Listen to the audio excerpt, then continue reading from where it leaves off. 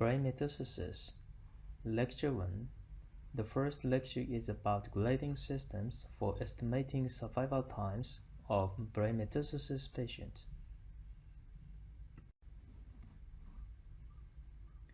In this lecture, I'll introduce the 6 major grading systems used to estimate survival times of the individual patient with brain metastasis and validate these systems based on our retrospective data on nearly 4,000 cases treated with gamma knife surgery.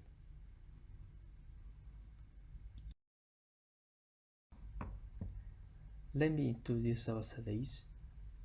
The most frequent primary sites were lung, including small cell lung cancer, then breast, gastrointestinal tract, urogenital, and so on.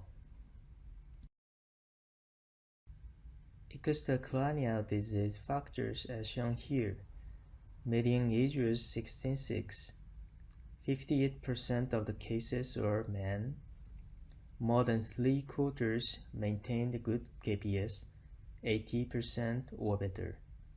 Primary tumors were judged to be controlled in 33% and extracranial metastasis as absent in 13%.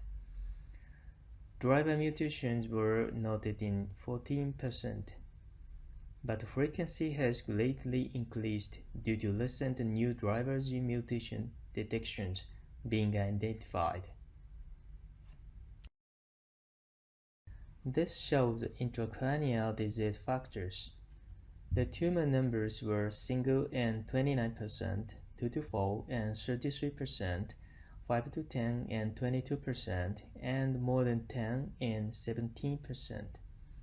We usually treated large, more than 3 cm in diameter, tumors using staged gamma knife surgery, as described in the lecture 2.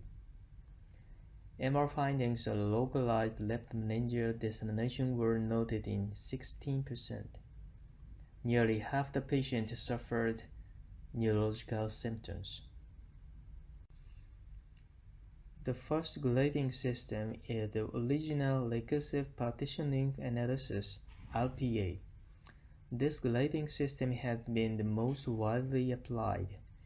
Median survival times were originally reported to be 7 months in Class 1, 4 in Class 2, and 2 in Class 3. There are overall survival curves according to the original RPA in our studies. Median survival times were 24 months in Class 1, 9 in Class 2, 3 in Class 3, which is to say much longer especially in Class 1. The originally RPA was validated in our studies, but this was based on the result of the more than 1,000 patients treated with whole brain radiation therapy during the last 2 decades of the 20th century. The second case is a Wortmann's Scores Index for radiosurgery in brain metastasis, SIR. The scoring system has 5 factors with 3 extracranial and 2 intracranial disease factors, including the brain lesion number and volume. The statistical results were also excellent. However, the majority of the patients were classified as SIR 427 at the original RPA Class 2. Next is the BSBM, proposed by Lorenzoni.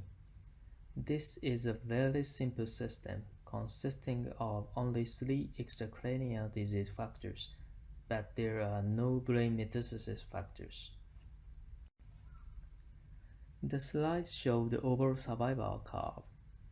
The BSBM also achieves excellent statistical result and much better patient distribution than the RPA and SIR. Next is the GPA based on the nearly 2,000 cases in the RTOG database. This has 4 items with 3 extracranial and 1 intracranial disease factor. the brain tumor number. The GPA produces also good results, but the high GPA case number was small in our series. Finally, we have the modified RPA. They divided the original RPA class 2 into 2A, 2B, 2C, according to 4 factors, including 1 intracranial disease factor, tumor number, single or multiple, and proposed this modified RPA system. We see good patient distribution and highly significant differences among the modified RPA classes. Now let me show you the disease-specific GPA. This is lung DS GPA for both non-small and small cell lung cancer. This scoring system had the same prognostic factors as the original GPA. A minor change is applied when dividing the patient into groups. The next we have the breast DS GPA. The prognostic factors consisting of the KPS score, tumor subtype, and age. This grading system is the first to apply the molecular profile information such as HER2 and hormonal receptors. This is a renal cell carcinoma DS GPA. Only 2 prognostic factors, KPS and the number of the brain metastases, are used. And now the gastrointestinal tract DS GPA. This is the simplest system, consisting only of KPS score. This is the DS GPA for melanoma. The system is the same as that for the renal cell carcinoma, applying the both KPS and the brain tumor number. Finally, let me introduce molecular GPA, which incorporates the gene status. This is for non-small cell lung cancer. Gene status results are now utilized for EGFR and ALK. Here is the estimated median survival time for the adenocarcinoma on the left side and the non-adenocarcinoma on the right side.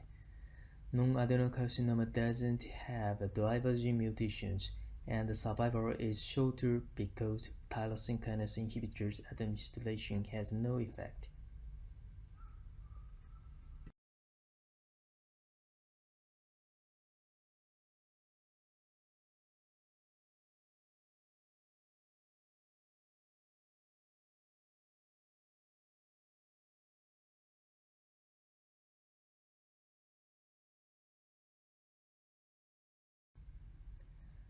GPA is now the most useful grading system for estimating the survival in a patient with brain metastases. However, it is relatively complex and will be revised as more cases accumulated and new driver gene mutations are discovered and their clinical use are established. If you visit the GPA Index homepage, you can easily estimate the survival times for the individual patients. Thank you for your attention.